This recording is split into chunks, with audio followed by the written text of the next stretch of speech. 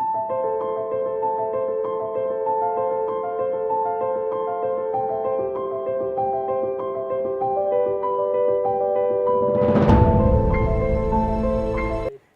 दर्शकबिन, पवित्र गार्डन्समा हजुरहरूलाई फेरि स्वागत छ।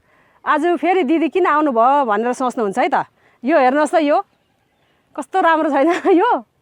यो गर्मी महिनाको फ्लावर हो। यो हजुरहरूले अवश्य पनि लाउनुहोस्। एकखेप चाहिँ हजुरहरूको गार्डनमा आइपुग्यो भने चाहिँ कहिले पनि भाँसेर जाने छैन। अब यसको नाम चाहिँ के भनेर भनिन्छ भने यसको नाम फायर क्र्याकर हो है त दर्शकबिन। अहिले गर्मी महिनाको फुल हो।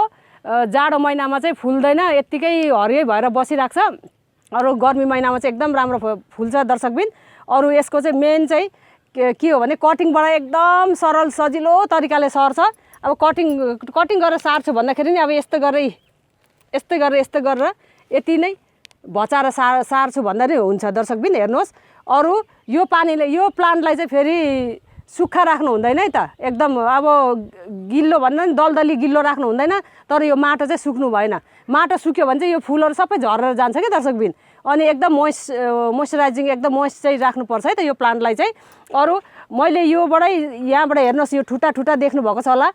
यो ठुटाहरू देख्नुभएको छ होला। यो अब अस्ति गर्मी आउने लास्ट महिनामा चाहिँ मैले यसरी कटिङ गरेर चाहिँ यही कटिङ चाहिँ यहाँनिर सार्दिएको छु। हेर्नुहोस् त यहाँ दर्शकबिन। यो पनि अब बोल्दा यो हजुरहरूकै सामने म यत्तिकै गाडिदिइरहेको छु। यो पनि निस्किन्छ यसरी नै।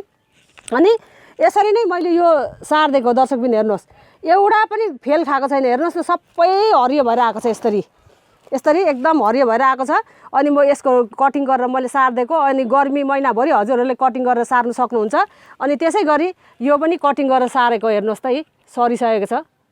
कस्तो दामी हुन्छ, हजुरहरूले अवश्य पनि लाउनु होला। अरू यसको नाम चाहिँ फायर बुस पनि भन्दो रहेछ। अब साइन्टिफिक नामहरू अब मान्छे पछिको नामहरू हुन्छ, मान्छे पछिको होइन, के अरे कन्ट्री पछिको नाम हुन्छ। मैले चाहिँ फायर क्र्याकर भन्छु किनभने यो आगोको झिल्का जस्तो यस्तो बुस भएर के यस्तरी झिल्का जस्तो भएर गएको छ। त्यो भएर फायर क्र्याकर पनि भनिन्छ, फायर बुस पनि भन्दो रहेछ क्या दर्शकबिन। यसरी अवश्य पनि लाउनु होला। रातो रङको मात्रै देखेको छु, मैले सुनेको छु कि गुलाबी रङको पनि हुन्छ, अरू व्हाइट कलरको पनि हुन्छ भनेर सुनेको छु है त दर्शकबिन। तर मसित चाहिँ अहिले मैले देखेको पनि यही रातो कलर मात्रै हो दर्शकबिन। यसरी नै अब मैले यसरी प्लान्ट यसरी भए दिदीले भर्खर गाडेर पो यसरी भिडियो गर्नुभएको छ कि पनि भनेर सोच्नुहुन्छ होला हजुरले होइन। अरू यसरी नै हेर्नुहोस्, म अब यहीँबाट निकालेर देखाउँछु दर्शकबिन। हेर्नुहोस्, यसरी नै यस्तो गरेर यसरी जरा लागिसकेको छ। हेर्नुहोस् त, यो त घाँस हो, यो जरा यसरी लागिसकेको छ। अनि म अब यसमै नै अब यसरी एक ठाउँमा यसरी हजुरहरूले चाहिँ थुप्रै कटिङ गरेर चाहिँ यसरी सारिदिनु होला। अनि सरिसकेपछि हजुरहरूले यसरी नै राखिदिनुहोस् है त। यसरी नै सारिदिनुहोस्। यसरी नै एकदम सजिलो छ। अनि पानी दिइराख्यो भने अनि एकदम राम्रो हुन्छ। मैले हजुरहरूले देखाएको प्लान्ट चाहिँ फेरि पोहोरको सालको हो नि। यो पालिको कटिङ चाहिँ बल्ल यहाँनिर कटिङ गरेर मैले बल्ल हजुरहरूलाई देखाउँदैछु यो। अनि अहिले यो देखाएको दुईवटा यो चाहिँ पोहोर चाहिँ मेरो एउटा मात्रै थियो यो। अनि त्यसको पछि यस्तै गरेर मैले प्लास्टिकमा रोपेको थिएँ। अनि त्यही नै घ्याप्पै मैले यो पोटमा रिपोर्टिङ गरेर यस्तो भएको है दर्शकबिन। हेर्नुहोस्, अनि हरेक साल फेरि रिपोर्टिङ गर्नुपर्छ, मल माटो चेन्ज गर्नुपर्छ। पुरानो माटो भयो भने चाहिँ अब सबै सकिसकेको हुन्छ, भिटामिन जति। अरू एकदम जराहरू लाग्छ क्या, त्यो जराहरूलाई काटेर फेरि ढ्याप्पै अर्को उसमा गमलामा सारिदिनुपर्छ है दर्शकबिन। यसरी नै एउटा चाहिँ यसरी हजुरहरूसित गफ गर्दा मैले सारिसकेँ। अनि अर्को पनि यसरी नै हेर्नुहोस् त कस्तो दामी भएको छ। यसरी नै जरा लागिसकेको छ। हेर्नुहोस् न, अनि एकदम दामी हुन्छ। अनि फेरि मैले रोपेर यसरी राखिनँ भने चाहिँ प्लान्टहरू मन पराउनुहुन्छ कि साथीहरू आएर मलाई यो बेच्नुहोस् न भनेर भन्नुहुन्छ।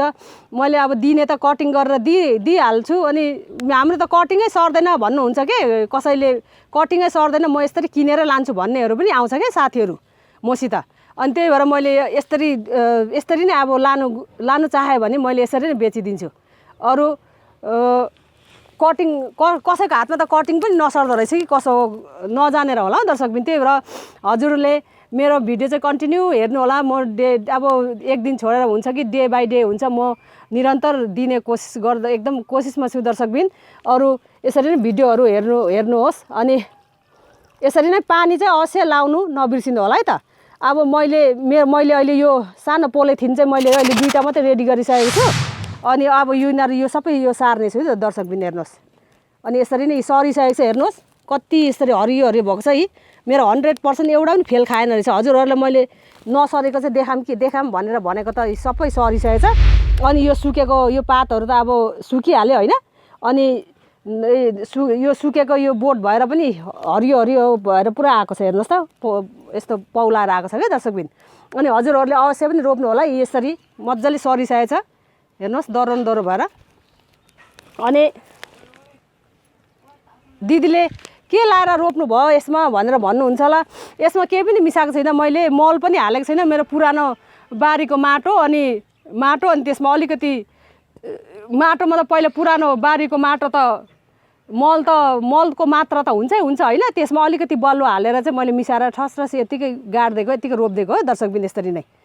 अनि अरू हजुरहरूले यस्तरी ह्याङ्गिङ भएर बसेको छ भने यो एउटा बोट चाहिँ अर्कै गमलामा गएर माटोले छुयो भने त्यसमै फेरि जरा लागेर उ गर्छ है त, जरा लागेर सर्ने गर्छ क्या दर्शकबिन।